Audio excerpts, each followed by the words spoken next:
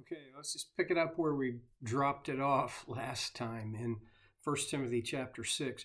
Paul is giving a description of people who stand in opposition in terms of their teaching and their practices, in opposition to the Spirit of Christ and the teachings, the reliable teachings of Jesus.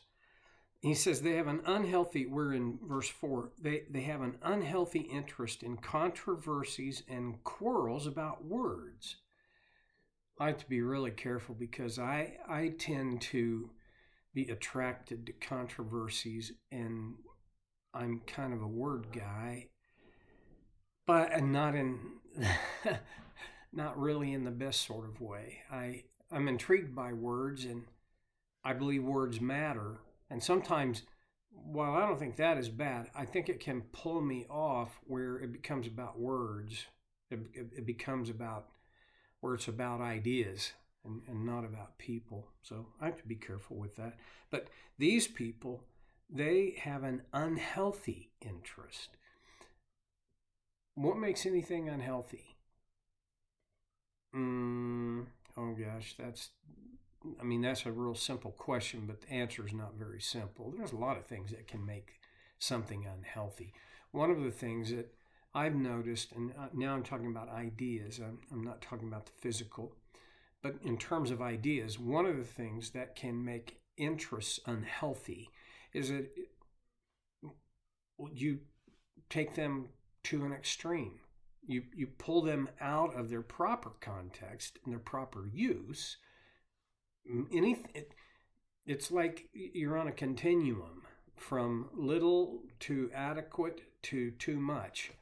And when you go too much, it becomes unhealthy. And that's what's happened to these people. These quarrels, this unhealthy interest in controversies and quarrels about words that result in some very negative things. And we're going to look at this on the level of the individual, and I want to look at it on the level of the community, God's family. It results in envy, strife, malicious talk, evil suspicions, and constant friction between people of corrupt mind. Holy smokes. There's nothing in that list that is healthy. There's nothing good that Paul cites in the results of how these people draw, in my mind, the bottom line is they draw people away from Christ. Anytime we draw ourselves or people away from Christ, we set ourselves up for nothing good. And so envy, well, that's not a problem any of us have, is it? Yeah. Envy. Envy is, everybody knows what envy means. Really? Give me a good description. What's a good definition of envy? Well, it's me wanting what somebody else has. Yeah. And it's a little more nefarious than that, actually. Envy is, I want that. I want to have that instead of you have that. Okay. Strife. Is anybody going to live a life without strife? Strife is just a part of the picture. It's part of the deal. And some strife actually can be good. When there is strife, indicates struggle. Not all struggle is bad, but there are struggles that are needless and worthless, and that's the kind of strife Paul's pointing to here. Malicious talk? What's malicious talk? Well, malicious talk, malice has to do with a desire to do harm. And when our talk is malicious, it reflects our desire to do harm. Holy smokes. Have you ever been a part of a church or any kind of a group? But, especially in a church setting, I have where there was malicious talk. It's awful.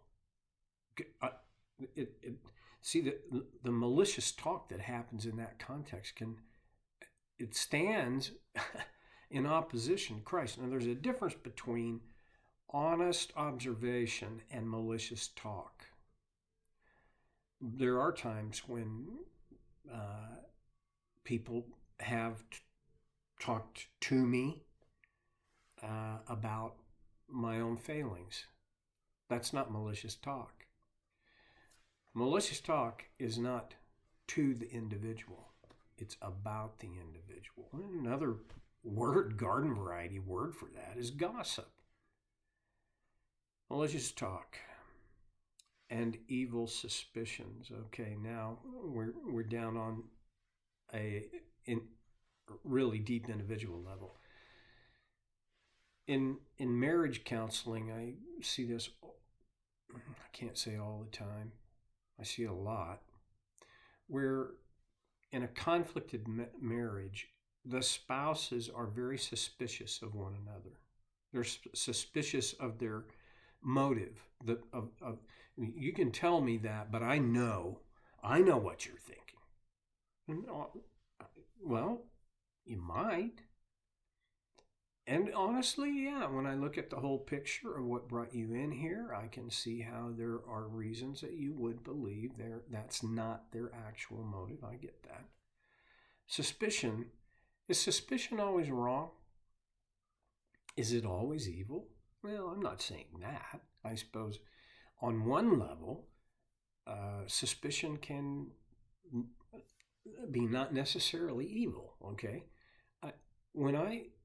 If you think you smell smoke, you ought to follow that suspicion and find out if it really is that smoke. My friend Kevin Oder we would at least once a year at our all staff meetings at Canyon Ridge Christian Church in Las Vegas, we would have a little bit of a come to Jesus talk about the ethics and the values and standards of being on staff at Canyon Ridge. This was an essential conversation, and Kevin did a good job, I think a really good job, of communicating we have values and standards, and they are rooted and founded in the truth of Scripture. But we're talking now on an execution level. And one of the things he would say is, your behaviors have got to pass the sniff test. Yeah. If by that, he described what he means. Does it even kind of smell? It's like, I'm allergic to milk, so I don't use it very often. Pardon me. And neither Debbie nor I are big milk drinkers. So, on that rare occasion I'm going to have a bowl of cereal, I'll pull the carton of milk out and twist the cap off. And one of the first things I do, I take a sniff, because we use it seldom, so it could have expired and gone a little bit sour. Although, well, anyway, that sniff, that there are times when we need to give our lives a sniff test.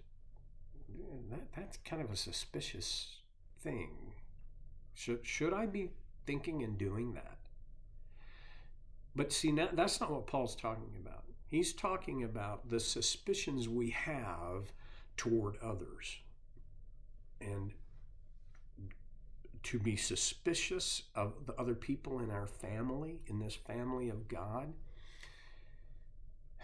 it sets up adversarial relationships. It sets up and is a prelude to conflict that often, I won't say always, but often occurs when there is suspicion, when we treat one another with suspicion. And Paul doesn't even just say garden variety suspicion, evil suspicions. And so I'm talking about I suspect evil everywhere. I suspect everyone of some kind of evil, nefarious, unrighteous, ungodly, unchristian motive and behavior. You know the other word for that? Judgmental. A more spiritual word is legalistic. When this is if that's the environment, he's described a horrible environment: envy, strife, malicious talk, evil suspicion, and it then creates, he goes on in verse 5, constant friction between people of corrupt mind. Now, have you ever been in an office environment or a work environment, a team environment, some kind of relational environment where there's just constant friction? There's a difference between constant friction and occasional friction. I think in some ways, occasional friction may be a healthy thing within a family, within a relationship, within a business. Sometimes an occasional friction, if we deal with it correctly, can move us to a better outcome. But that's not what Paul's talking about. He's talking about constant friction. I occasionally have clients who come, and this has their family, the dynamics of their family have become constant friction. Everybody has it out for everybody else. They're suspicious of each other. They don't like each other. There's this constant friction. It sucks health and vitality and life and enthusiasm and vision and creativity and godliness out. It destroys. It's destructive on virtually every level.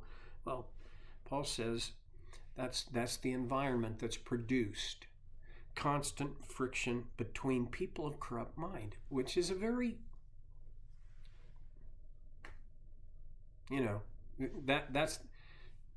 there's a difference between friction, occasional friction between people of a kindred spirit, okay, in a marriage.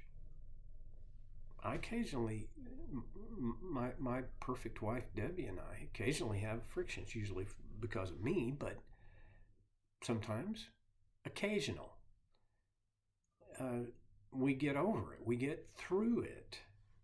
But this is that's not what Paul's talking about here. He's talking about constant friction between people of corrupt mind. When you throw in the corrupt mind aspect in here, do you get the picture? Well, let's step back and look at the forest. I've been looking at all the individual trees right down to the little piece of bark. But look at the forest. This is not a healthy environment. This is not wholesome. This really is this kind of environment attractive? No. But on one hand, it casts a negative light on the reputation of Christ. Let me just say, in a church, if this is descriptive of a church, people outside the church know about it because of this thing called reputation. And Paul is saying, you just can't let this happen. You can't, when it begins to happen, you have to squelch it. You have to get to the root of it. And these people of corrupt mind who have been robbed of the truth and who think that godliness is a means to financial gain, and there he's dropping the bomb. And that's a big enough bomb, and it's still in the hands of a whole lot of us. It deserves more time than I've got left to talk about. So I'm going to come back to this whole idea next time when we get together for Soul Care with Stevie.